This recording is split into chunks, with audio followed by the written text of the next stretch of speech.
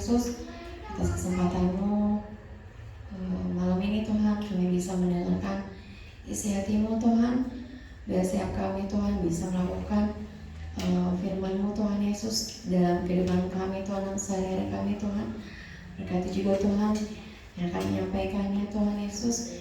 Berkati Tuhan Yesus, biarlah Tuhan kami juga tidak mencuri kemuliaan Tuhan Yesus. Terima kasih Bapa, kami serahkan dalam kasih-Mu, dalam nama Yesus kami, amin.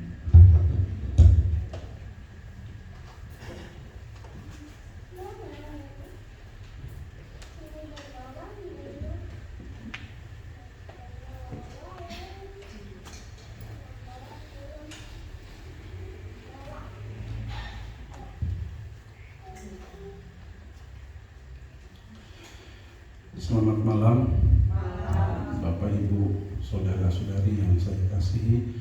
Salam sejahtera buat kita semua. Dan malam hari ini saya akan kembali melanjutkan pelajaran tentang pujian dan penyembahan, praise and worship. Saya sudah informasikan di minggu-minggu yang lalu. Ini sebuah bahan yang sangat panjang yang untuk disampaikan, tapi saya sudah bawa dalam pergumulan. Saya memang sudah bulat hati untuk menyampaikan hal ini karena penting, ya. Pujian dan penyembahan ini merupakan sesuatu yang penting dalam gereja, ya. Bahkan di awal pelajaran kita beberapa waktu lalu, saya sudah sampaikan bahwa pujian dan penyembahan bukan masalah suka atau tidak, ya, like or dislike, tetapi pujian dan penyembahan harus sudah menjadi lifestyle, gaya anak-anak Tuhan. Dimanapun kita memuji Tuhan, kita menyembah Tuhan. Hari Minggu kita diberkati oleh firman Tuhan Ibu Priska, ya, yang saya rasa melengkapi apa yang saya sampaikan, ya. Satu hal yang saya garis bawahi menarik, yang Ibu Priska katakan, pujian dan penyembahan bukan bicara lagu cepat, lagu pelan, ya kan? Ya. Tapi isi kata-katanya, ya, ada yang pujian, ada penyembahan. Menarik, saudara, ya. Saya juga saya belajar lagi, saudara, ya. Pujian dan penyembahan harus sudah merupakan bagian dari kehidupan orang-orang percaya, ya, lifestyle. Dimanapun, kapanpun kita boleh memuji Tuhan. Tidak ada larangan, saudara, ya. Nggak boleh nyanyi lagu gereja di kamar mandi. Siapa yang larang? Ya, malah Tuhan senang kok waktu kita mandi kita memuji Tuhan. Ibu-ibu waktu masak memuji Tuhan, ya. Ibu-ibu waktu motong bawang cabai memuji Tuhan, ya. Saya rasa nggak ada yang salah dengan itu, ya. Memuji Tuhan bisa di mana saja dan kapan saja. Sekali lagi, pujian dan penyembahan harus sudah menjadi bagian hidup kita orang percaya, ya. Lifestyle kita. Itu sebabnya kalau nggak salah saya juga katakan bahwa pujian penyembahan bisa menjadi termometer, menjadi ukuran panas dinginnya hidup rohani kita. Kalau kita lagi malas memuji Tuhan, hati-hati, ya. Memuji Tuhan kayaknya malas. Kemungkinan besar rohani kita sedang tertidur, ya. Tapi sebaliknya, kalau kita kayaknya menggebu-gebu, ya, di mobil kita memuji Tuhan, kemungkinan besar suhu rohani kita sedang panas, ya. Dan itu harus kita jaga. Itu sebabnya muncullah istilah keep on fire, ya. Tetap harus ada api. Seperti kemah pertemuan dulu, ya. Ada satu mezbah yang Musa katakan, yang hukum Taurat katakan, apinya harus dijaga supaya tetap menyala, ya. Jangan sampai mati. Nah, ya, itu bisa dialegoriskan juga, ya.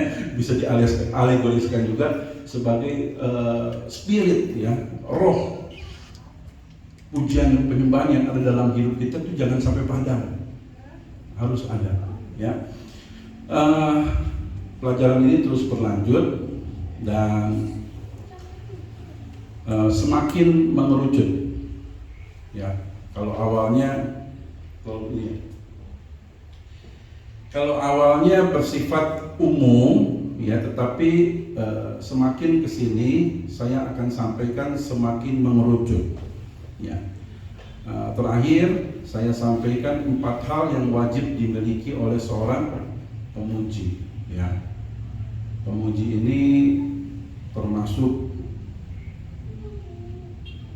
mereka yang melayani Tuhan dalam bidang pujian dan penyembahan, khususnya ya, baik dia WL, baik singers maupun pemain musik, ya.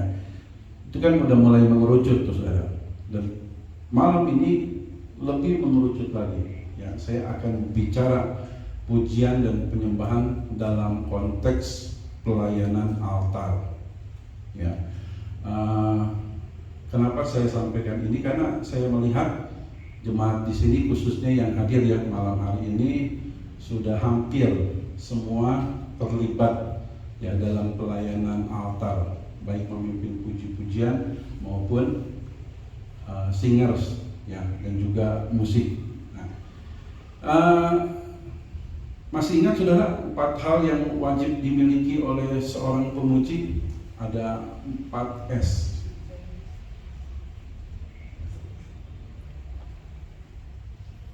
Coba kalau yang ingat. Ya. Lebih keras lagi, jangan ragu-ragu. Sanctification. Itu apa tuh? Kekudusan. Lanjut.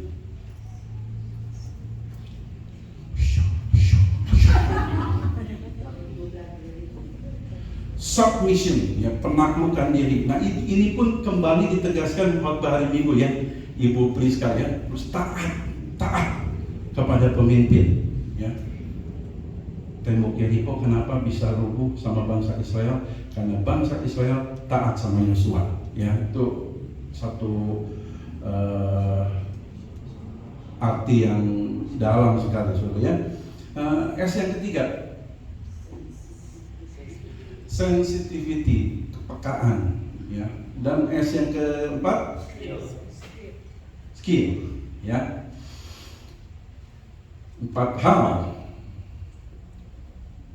yang wajib dimiliki oleh seorang pemuji, ya. 4S, sanctification, submission, sensitivity, dan skill, ya.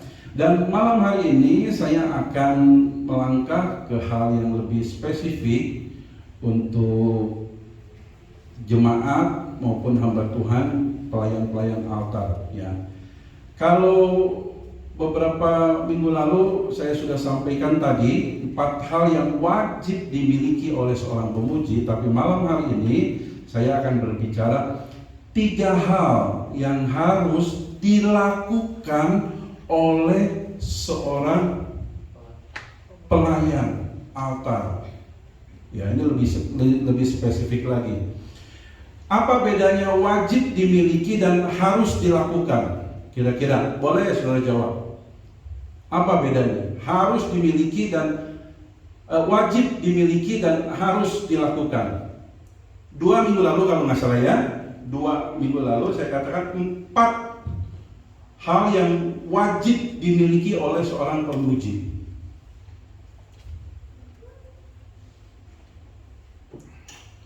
Wajib dimiliki artinya sesuatu yang seharusnya sudah melekat. Kekudusan, penundukan diri, kepekaan, skill, keahlian, ya, sesuatu yang semestinya idealnya udah ada dalam hidup kita. Tapi malam ini 3 hal yang harus dilakukan. Beda. Harus dilakukan artinya apa? Sesuatu yang harus diupayakan. Mungkin kita belum punya itu, tapi kita harus berusaha semaksimal mungkin memiliki itu. Ini 3 hal yang buat saya wajib. Ya. Kalau tidak melakukan ini, saya rasa berat saudara melayani Tuhan. Ya, berat. 3 hal yang harus dilakukan oleh pelayan altar, ya. Pelayan altar itu luas ya, pemimpin pujian, singers, pemain musik, apalagi hamba Tuhan ya, yang menyampaikan firman Tuhan. Perlu kita perhatikan di sini. Boleh slide nomor 1. Nah, ya. Hal yang pertama yang harus dilakukan oleh pelayan altar adalah harus mau belajar dan diajar. Ini mutlak, saudara. Orang yang tidak mau diajar, saya pernah baca salah satu buku, malah poinnya di atas, saudara. Ciri-ciri orang sombong. Poin di atas, orang itu tidak mau diajar. Kenapa? Karena merasa sudah tahu. Nah, orang-orang seperti inilah yang kita sebut dengan sotoy. Iya, betul. Ya. Ciri-ciri orang sombong adalah orang yang sudah tidak mau diajar lagi. Nah, belajar dan diajar 2 hal yang berbeda, saudara. Coba, bisa nggak saudara definisikan? Mudah ini. Mudah.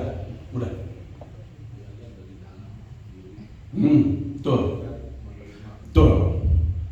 Belajar datang dari diri sendiri. Kita baca buku, kita belajar. Ya. Kita mungkin buka Google, tapi saya sih jujur ya, enggak rekomendasi. Ya, karena Google itu bukan sumber yang 100% betul. Ya, malah Google itu kan mereka sudah jelas-jelasan sepakat dengan LGBT Q+. Sepakat dengan LGBT Anti-natal udah jelas ya. Nah, udah jelas. Jadi saya sih tidak rekomendasi cari sumber rohani dari Google, enggak. Lebih baik dari buku, ya. Sebab buku itu ada yang bertanggung jawab loh. Siapa penulisnya, siapa cetakannya. Nah, ya, biasanya secara hukum itu ada, kalau saudara beli buku di belakang tuh ada ISBN kalau nggak salah. Ya, itu nomor induk yang tercatat di pusat. Jadi kalau orang menerbitkan buku nggak bisa sembarangan, saudara, nggak bisa. Harus terdaftar dulu, ya. Itu sebabnya beberapa kampus, bukan hanya teologi, kampus umum juga masih tidak mengakui sumber-sumber yang datang dari Google, ya. Oke, tadi sampai mana ya? Nah, belajar, ya. Belajar itu betul muncul dari diri sendiri, bisa dengan baca buku atau sumber-sumber yang lain. Tapi diajar itu artinya ada orang lain yang mengajar. Belajar dan diajar 2 hal yang berbeda. Belajar satu hal yang baik, kita cari sendiri. Tapi diajar itu ada pihak lain, ada orang lain yang mengajar. Seorang pelayan Tuhan, saya mau katakan, kita harus mau belajar dan harus mau diajar. Tadi saya sudah katakan, orang yang tidak mau diajar adalah ciri-ciri orang yang sombong. Alkitab jelas katakan, Allah menentang orang sombong. Sampai detik ini, saudara, saya masih rindu. Rindu apa? Bukan hanya belajar, diajar.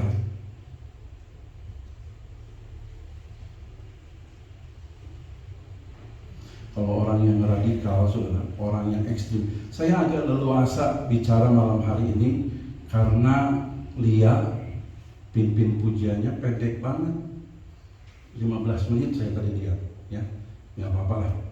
Jadi saya bisa panjang, ya, kasih pelajaran, ya. Saudara keberatan?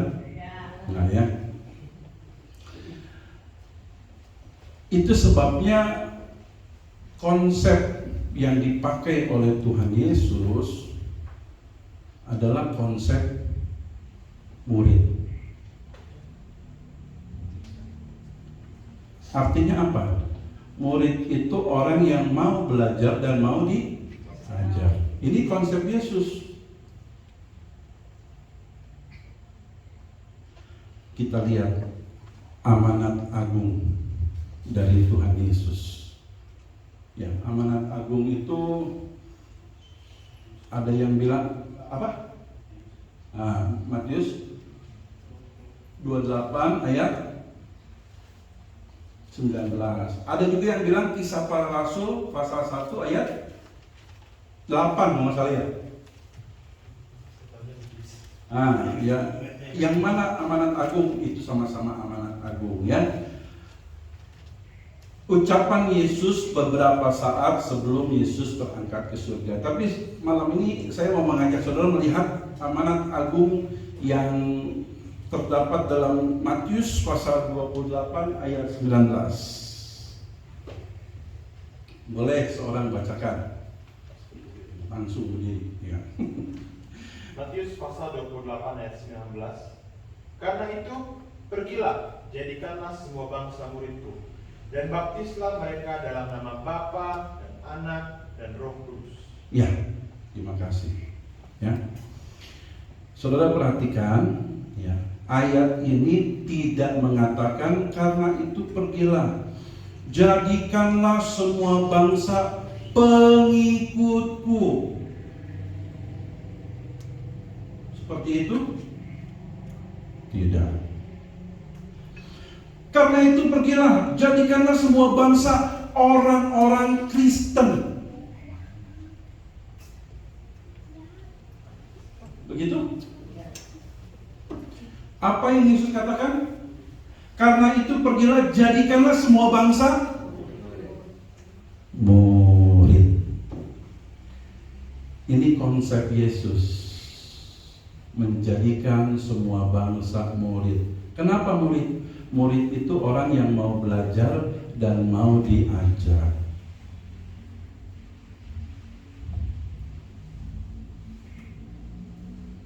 Nah, ya. Apalagi seorang pelayan altar, pelayan Tuhan, pelayan mimbar, pemimpin pujian, singers, pemain musik, harus mau belajar dan harus mau diajar. Ada bahasa Sunda ya, yang sering disebut tuh, ulah merekedawang. Merekedawang. Teh Dida tahu istilah ini? Teh Dida kan guru ya, guru bahasa Sunda ya. Tapi di kamus nggak ada merekedawang ya, kamus Sunda ya. Tapi kira-kira Teh Dida bisa nggak translate? Hebat, guru bener. Ya. Jangan mau gue, nah. Harus mau belajar dan mau diajar. Ya, artinya apa? Kita harus bersedia mengupgrade diri kita. Oh iya, tadi saya kepotong ya. Orang-orang radikal, ekstrim, kalau saya sebut sih ngeroh. Ya. Saya sering tuh ketemu orang. Kita mah belajar dari Roh Kudus aja. Saya suka, maaf ya, geli dengarnya saudara. Kita belajar dari Roh Kudus saja. Benar dari Roh Kudus. Tapi Roh Kudus juga memakai orang-orang tertentu untuk mengajar kita. Amin.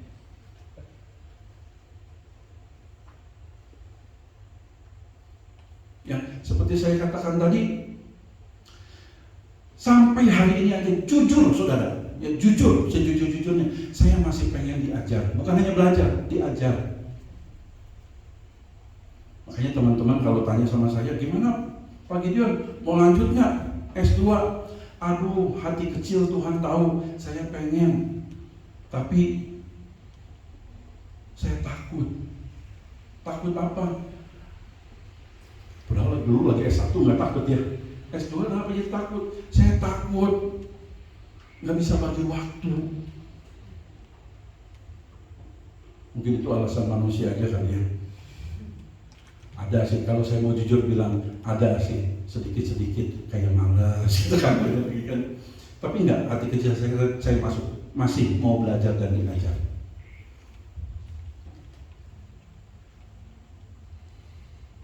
Ya, itu sebabnya muncul di beberapa gereja istilah yang disebut mentoring. Ada juga orang Kristen yang alergi ya, wah nggak usah mentor, Yesus mentor kita.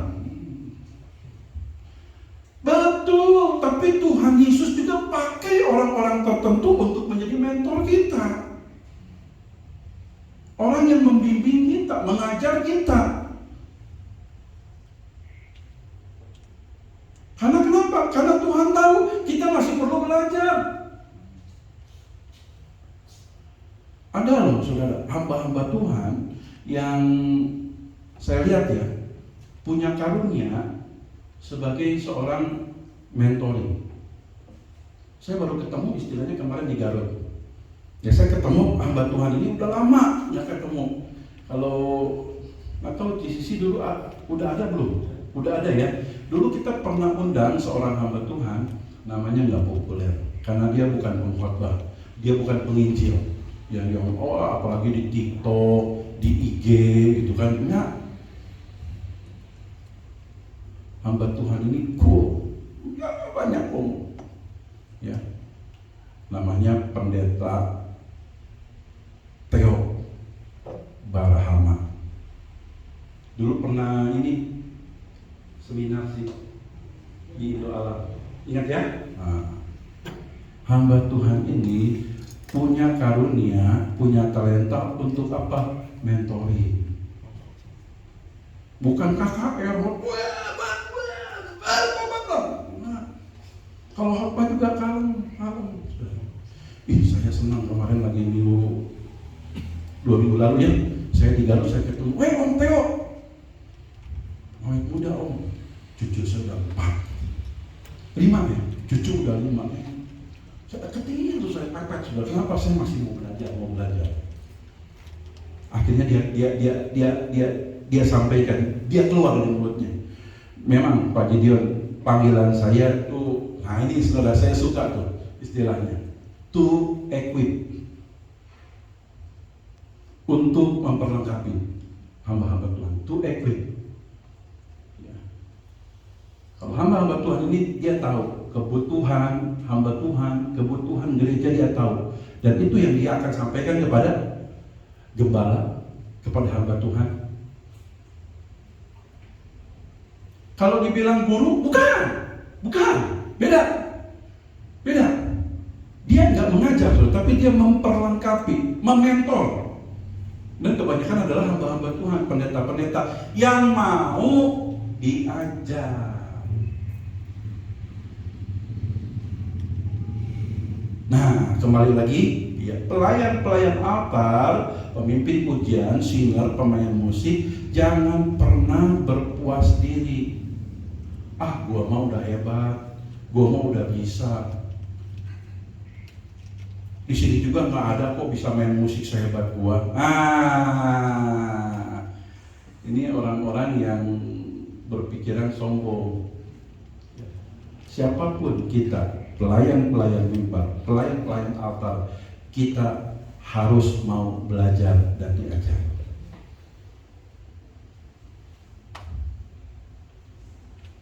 Pemain musik, singer, pemimpin puji-pujian. Jujur, suara saya jelek. Ya, saya kemarin udah tanya sama Ibu Desi sama dia. Ya. Papi kan jelek suaranya kalau nyanyi. Iya jelek, mereka udah akui. Ya, jelek.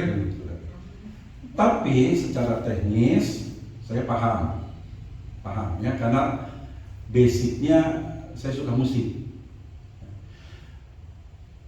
Mungkin tanpa saudara sadari, saudara pernah melihat atau mendengar seorang pemimpin pujian, singers, nyanyi suaranya bagus, tapi kok kayaknya capek gitu ya.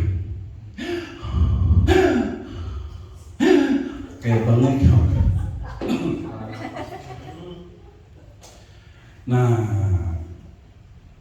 hal seperti ini contoh, salah satu contoh saja. Pemimpin pujian seperti ini, single seperti ini perlu belajar dan diajar lagi tentang apa? Mengatur pernapasan. Itu ada tekniknya. Kapan diambil, kapan dibuang. Kalau kita nggak tahu tekniknya, ya tadi saya contohkan seperti orang bengek.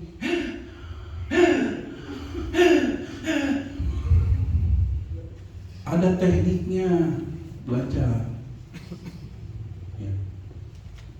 Memanage pernafasan, managing pernafasan. Pagi Dion bisa ajarkan? Nggak bisa.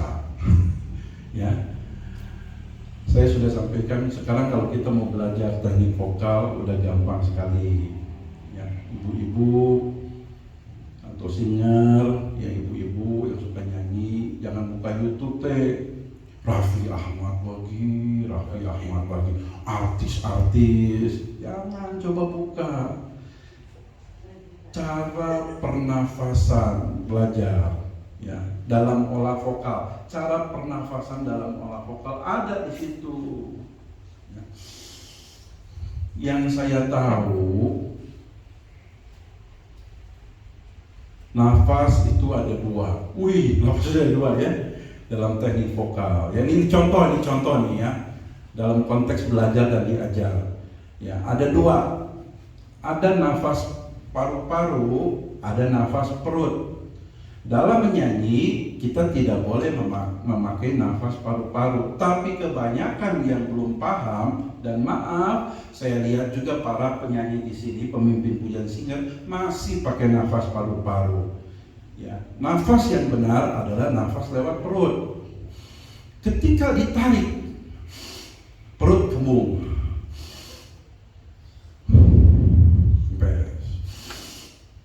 Itu nafas perut. Kalau kita itu nafas paru-paru. Ini yang tidak boleh dilakukan oleh seorang penyanyi. Itu salah satu contohnya. Nah, itu bisa dipelajari di mana? Belajar di YouTube.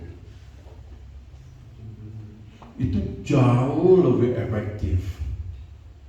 Ya, dan banyak hal-hal lain lagi ya. Jadi demikian juga pemain musik. Saya masih merasa perlu bukan hanya belajar tapi juga diajar. Ya, kalau saya masih saya waktu di Kerawang ya, udah punya Glenn ya. Glenn. Ya, Glenn. Jadi kalau hari apa saya lupa ya. Saya dengan Glenn dua-dua masuk sekolah musik Purwacaraka. Jadi siapa vokal? Oh iya, ya dulu ya luar biasa. Kalau ingat ke situ. Hari apa? Kalau hari Senin kami bertiga ke Purwacaraka.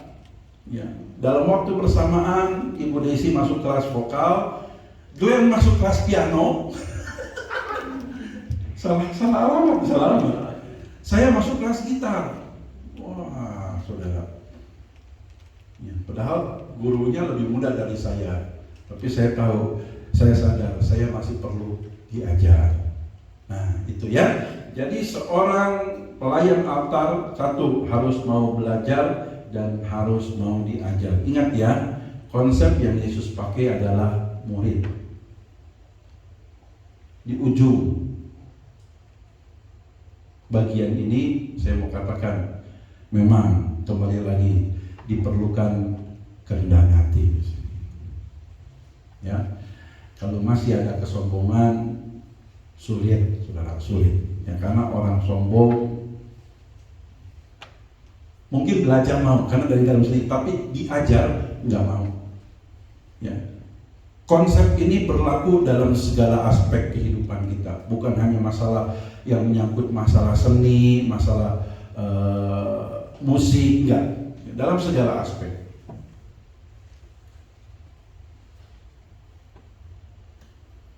Saya waktu interview, diwawancara masuk STT Cipanas, saya nggak lupa.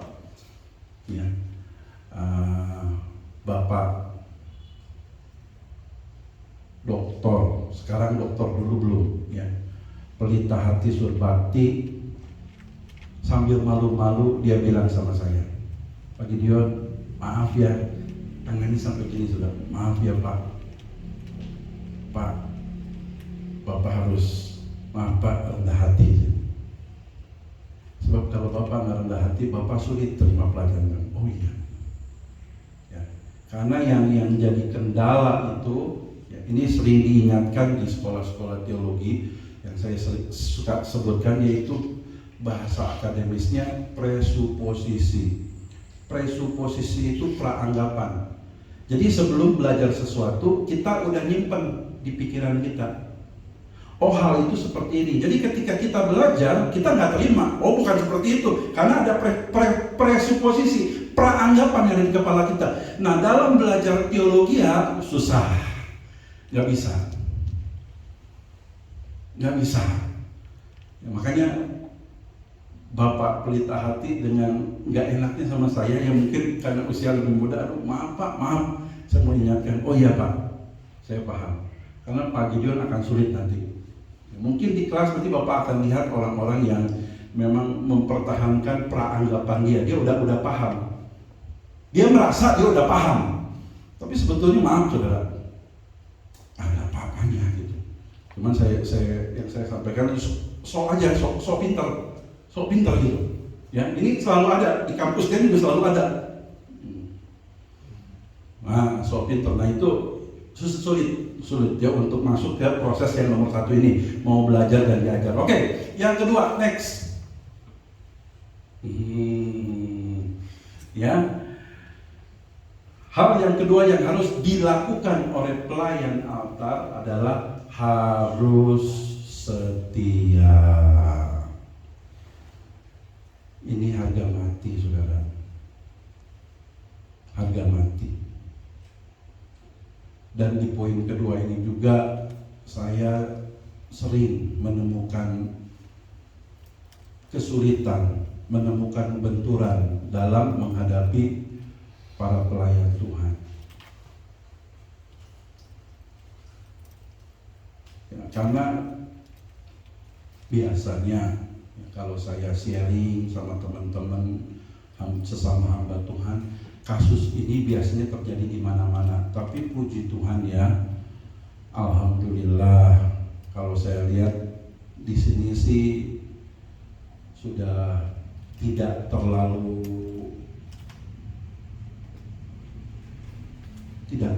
ada. Ya, enggak terlalu kelihatan lah ya. Harus setia. Pelayan Tuhan, pelayan altar itu harus setia. Kasus di mana-mana yang saya sampaikan tadi banyak.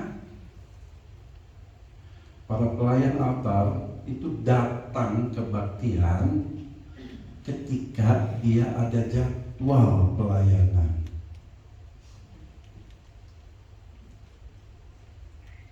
Makanya saya katakan di bagian ini kami hamba Tuhan sering ketemu kesulitan atau benturan, saudara. Mau ditegur nggak enak. Jujur saudara, kalau seorang pemimpin, seorang hamba Tuhan, seorang gembala menegur jemaat, sebetulnya hati kecil tuh nggak enak. Kalau bisa mah hal itu jangan terjadi. Tapi kalau udah ketemu kasus seperti itu mau gimana, saudara? Saya kasih masukan. Ya. Pada kesempatan saya melayani di beberapa gereja, saudara, berbicara tentang pelayanan, saya katakan pelayan-pelayan Tuhan yang mau datang ke kebaktian, ketika dia ada jadwal pelayanan, berhentikan saja. Loh, kok Pak Gideon seperti itu? Iya, karena ini syarat mutlak loh, harga mati loh. Seorang pelayan altar harus, mau nggak mau, suka nggak suka, harus setia. Kenapa? Karena kesetiaan ini menjadi teladan buat saudara. Saya katakan pelayan mimbar, pelayan altar itu volunteer loh. Yang dilihat sama jemaat pertama-tama mereka yang berada di mimbar. Nah sekarang kalau pelayan altar aja tidak setia, bagaimana dampaknya, impactnya kepada jemaat yang ada? datang kalau ada tugas, Om. Kalau nggak ada tugas, nggak pernah datang. Gimana, Om? Saya jawab aja dengan enteng, bantuin aja. Waduh. Sekarang kita mau ngorbanin banyak orang atau mau ngorbanin satu orang?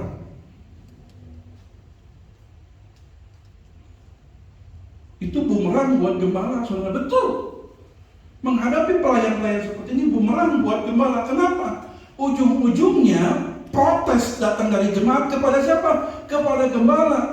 Om, kok si A nggak setia, kok bisa melayani? Makanya poin kedua ini harus setia, ini harga mati, saudara. Pelayan Tuhan, pelayan mimbar itu harus setia. Nggak boleh enggak, saudara. Saya kan setia sama Tuhan, Om, walaupun nggak kebaktian. Mulai lagi muncul yang ngeroh. Kalau saudara setia sama Tuhan, saudara juga harus setia beribadah sama Tuhan.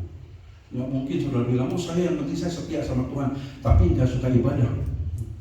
Omong kosong ini.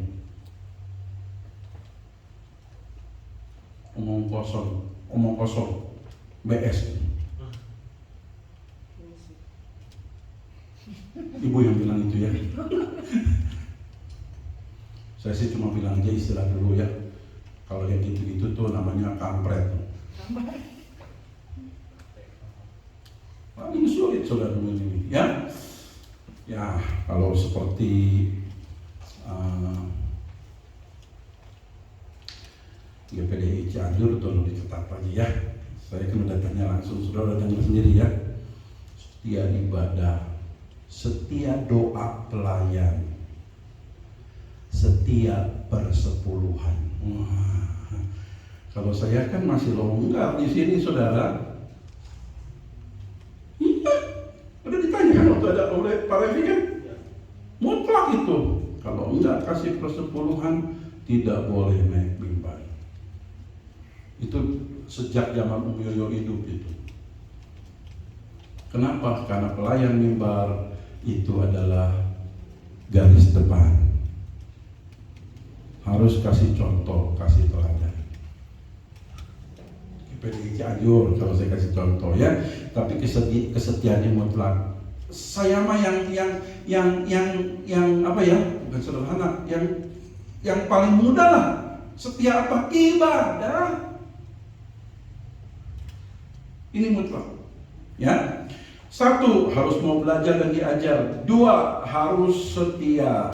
Dan yang ketiga, next. Nah, harus selalu ada kesatuan.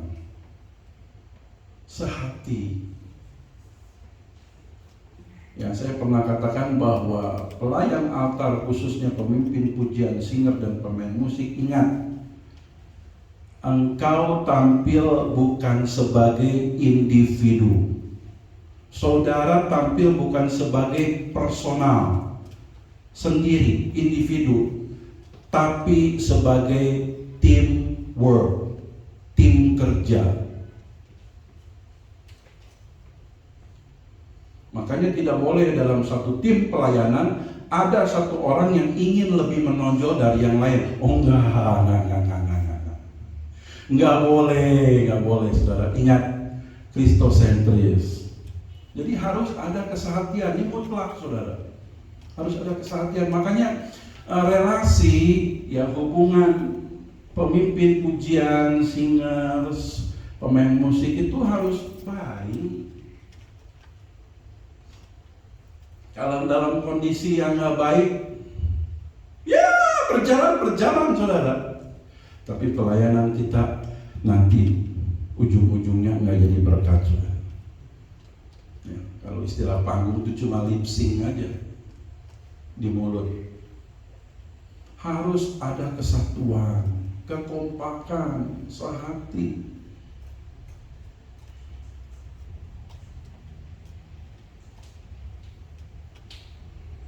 Coba bagaimana saudara bisa bayangkan nggak jadinya? Ya, 10 menit lagi. Ya. bagaimana jadinya ketika main musik. Ini contoh, saya lagi kesel sama Lia lagi kesel sama saya. Kalau dulu mah saya kalau marah sama pengerja, saudara, karena saya pikir kan saya ini gembala, saya pemimpin, kalau istilahnya mah saya raja gitu kan. Tapi sekarang saya nggak pakai konsep itu. Dia pernah marah kok sama saya, tapi nggak dinanya apa. Ya, dia udah hak marah sama saya, asal dia beralasan udah. Tapi marahnya juga enak gitu. Dia pernah, saya nggak terima om gini. Wih, saya itu nggak terbuka begitu, saudara. Ya, daripada di dalam di belakang cemberut tuh ya. Saudara bisa bayangkan dalam sebuah ibadah, ya, kita puji-pujian, saya main gitar, saya kesel sama dia juga kesel sama saya. Tatapannya pasti beda. Kalau saya kan sama dia suka tatap-tatapan karena mengingatkan. Cuma dengan lirikannya tahu kan, oh ini om maunya saya pindah ke sini gitu kan. Nah, tapi kalau tatapannya beda, nah bisa bayangkan nggak, saudara? Atau saya kesal sama pemimpin puji-pujian. Ini pemimpin puji-pujian. Makanya saudara, ya, kalaupun ada pemimpin pujian yang salah, saya tetap jaga hati. Saya jaga hati. Kenapa? Karena kita itu adalah teamwork. Harus selalu ada kesatuan, sehati. Kita tampil di depan, maaf ya, kita bukan artis. Kita bukan selebritis. Ini bukan panggung konser yang orang cuma lihat kita aja sendiri individu. No, kita teamwork, saudara. Makanya ada tim praise and worship, ada timnya. Dulu dalam briefing masih di atas ya. Dulu waktu briefing saya sering ingatkan hati-hati pemimpin puji-pujian karena jujur aja ya, karena orangnya juga udah nggak di sini, ya. Ada, maaf saudara, show off, overacting.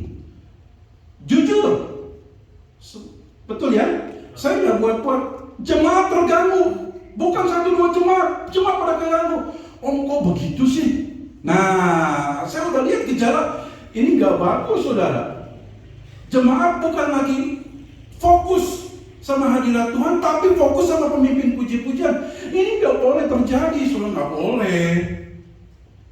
Sadar atau tidak, ini yang disebut mencuri kemuliaan Tuhan. Makanya waktu briefing itu saya bilang hati-hati, jaga sikap. Dipimpin di atas mimbar ini, memimpin puji-pujian, singer. Ini bukan panggung konser.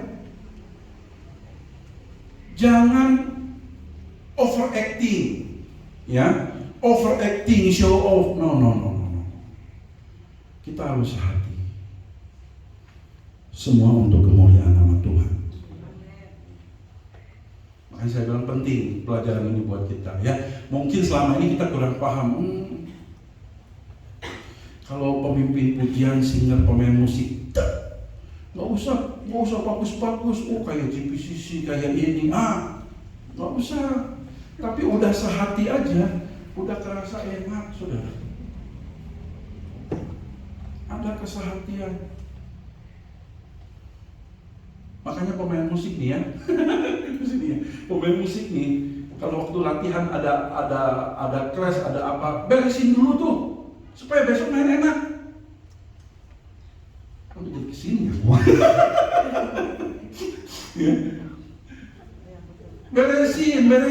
Beresin, supaya enak ketika minggu tuh udah.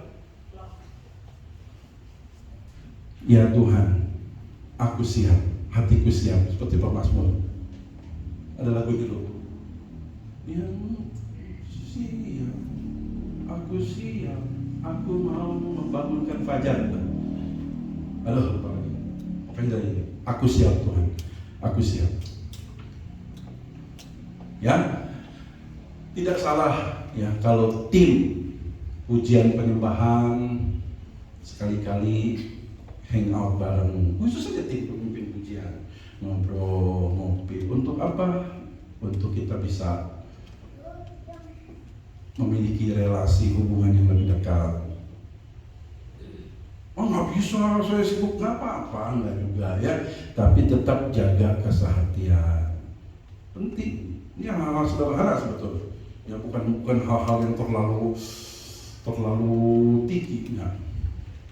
Ya, punya kesehatan dalam pelayanan beda. Saudara pasti bisa merasakan nanti, ya.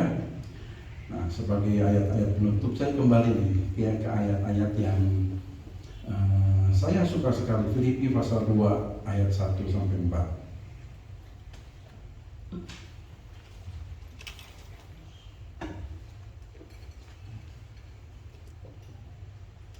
Filipi pasal 2 ayat 1 sampai 4. Ali bisa bacakan? Ya. Filipi pasal 2 ayat 1 sampai 4. Jadi karena dalam Kristus ada nasihat, ada penghiburan kasih, ada persekutuan roh, ada kasih mesra dan belas kasihan. Karena itu sempurnakanlah sukacitaku dengan ini. Hendaklah kamu sehati sepikir, dalam satu kasih, satu jiwa, satu tujuan, dengan tidak mencari kepentingan sendiri atau puji-pujian yang sia-sia. Sebaliknya hendaklah dengan rendah hati yang seorang menganggap yang lain lebih utama daripada dirinya sendiri, dan janganlah tiap-tiap orang hanya memperhatikan kepentingannya sendiri, tetapi kepentingan orang lain juga. Amin. Ini ayat-ayat luar biasa sekali ya. Karena dalam Kristus ada nasihat, ada penghiburan kasih, ada persekutuan, ada kasih mesra. Ya, bukan gontok-gontokan dan belas kasihan. Karena itu sempurnakanlah sukacitaku dengan ini. Hendaklah kamu sehati sepikir. Apalagi? Satu kasih, satu jiwa, satu tujuan. Memang ini bukan hal yang mudah. Tapi kalau kita minta pimpinan dan kekuatan dari Roh Kudus, bisa. Kita melakukan sesuatu itu bukan karena kita bisa, tapi karena Tuhan yang memberikan kemampuan kepada kita, ya. Dengan tidak mencari kepentingan sendiri atau puji-pujian yang sia-sia. Sebaliknya, hendaklah dengan rendah hati seorang menganggap yang lain lebih utama daripada dirinya sendiri. Dan janganlah tiap-tiap orang hanya memperhatikan kepentingannya sendiri, tetapi kepentingan orang lain juga, ya. Ingat firman Tuhan tentang me first mentality, ya, selalu ingin didahulukan, selalu ingin dikhususkan, selalu ingin diutamakan. Itu bertentangan, bertolak belakang dengan apa yang firman Tuhan ajarkan kepada kita. Ya, mari. Tadi apa? Yang terakhir, harus selalu ada kesatuan atau sehati. Ya. Saya juga bergumul saat ini. Saya sendiri masih belajar dan mau diajar, dan saya juga punya tanggung jawab untuk membimbing ya anak-anak di sini, anak-anak lah anak-anak di sini untuk yuk semakin hari semakin kompak ya. Walaupun ya Lia tahun depan katanya tetap hayang balik hayang balik, pengen pulang ya. Tapi selagi dia masih di sini, saya punya tanggung jawab ya. Yuk kita belajar semakin kompak ya. Memang dalam hal musik juga nggak gampang, saudara, nggak gampang ya. Karena emosi. Karena musik itu nggak lepas dari dua hal, ekspresi dan emosi. Ini harus tetap under control dua ini, ya. Saya bukan sombong, saya memang tahu main musik, jadi saya merasakan itu yang paling cepat terpancing itu drum. Ya, makanya ketika Glenn main udah on fire, on mood, nah saya coba perhatikan apa istilah bola teh, offsetnya. Ketika offset, Glenn, saya bilang, ketika offset. Tapi selama masih under control nggak apa-apa. Ya karena tetap musik itu harus ada ekspresi dan emosi. Ketika dua hal ini nggak ada, mati musik. Mati. Istilah manusia tuh nggak ada jiwanya di situ. Musik bisa hidup, bisa enak. Kenapa? Karena ada ekspresi dan ada emosi di situ. Ya, tapi bicara konteks pelayanan tetap harus under control. Ya itu sebabnya saya bilang belum lama sama anak-anak ya, teman-teman saya bilang, kalian boleh main kencang, tapi ingat, ketika kamu main, kamu harus masih bisa dengar pemain lain, masih bisa dengar alat musik lain.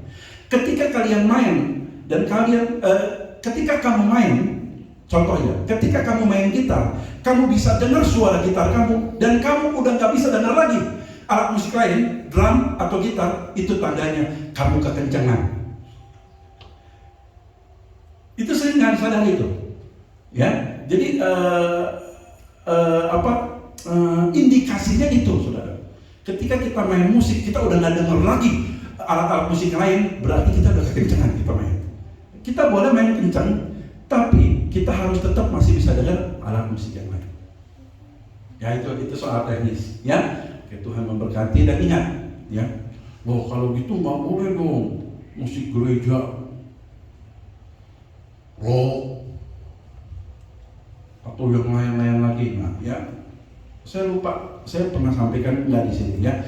Jadi bicara tentang musik rohani, ingat kita harus ingat hal ini, kita harus pisahkan dua. Udah pernah bilang? Pernah? Oh iya betul ya. Ini review aja ya. Dua. Satu musik ibadah, satu musik misi. Ya. Protes muncul ketika orang nggak bisa bedain musik ini. Loh, kok musik metal jadi musik rohani sih? Iya memang musik metal bukan untuk ibadah, tapi musik misi. Nah ya, jadi kalau ada pertanyaan, loh kalau itu pemusik rock rohani, jingkrak bagaimana? Itu kan musik misi. Kita harus bedakan ini musik ibadah. Ya, musik ibadah itu bukan seperti musik konser, musik misi di panggung. Ya, yang orang nyorak-sorak, histeris, jingkrak, bukan. Beda ya, musik misi dan musik ibadah. Makanya kalau saudara coba ya, saya yakin di YouTube ada kok. Kalau saudara buka misalkan aja konser sniper, itu orang jingkrak tuh. Apa sih kan yang kepala digituin, rambut headbang gitu ya di situ kan. Nah orang, gila sesat masa begitu. Itu kan bukan ibadah. Konteksnya beda, ibadah dan misi di sini. Ya, mudah-mudahan sudah paham ini. Oke, to be continue. Yang nanti kita lanjutkan. Tuhan memberkati. Kita udah 7:16, berarti saya udah panjang juga, hampir 1 jam berarti. Ya karena lihat tadi cuma 15 menit. Oke, Tuhan memberkati kita semua. Ya.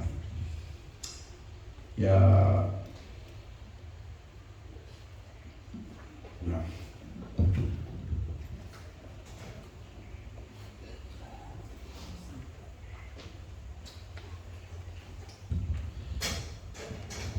Kita akan menutup pelajaran firman Tuhan. Kita akan berdoa. Tuhan, kami mengucap syukur untuk pelajaran yang sudah Kau berikan lagi. Kami mengucap syukur Kau telah kembali lagi mengajarkan kami melalui hamba-Mu, khususnya untuk kami pelayan-pelayan-Mu Tuhan. Tuhan ajarkan kami supaya kami mau belajar dan diajar ya Tuhan. Tuhan ajarkan kami supaya kami tetap setia Dan Tuhan ajarkan kami juga supaya kami tetap bersatu. Dan terlebih lagi dari semuanya itu, Tuhan ajarkan kami supaya kami jauhi segala kesombongan, supaya kami tidak mencuri kemuliaan nama-Mu ya Tuhan. Terima kasih Tuhan Yesus Kristus. Firman-Mu sudah selesai disampaikan, dan pada malam hari ini kami akan berikan persembahan. Tuhan balas berlipat kali ganda sesuai dengan janji firman-Mu. Terima kasih Tuhan Yesus Kristus. Inilah doa kami hanya dalam Tuhan Yesus Kristus. Haleluya. Amin.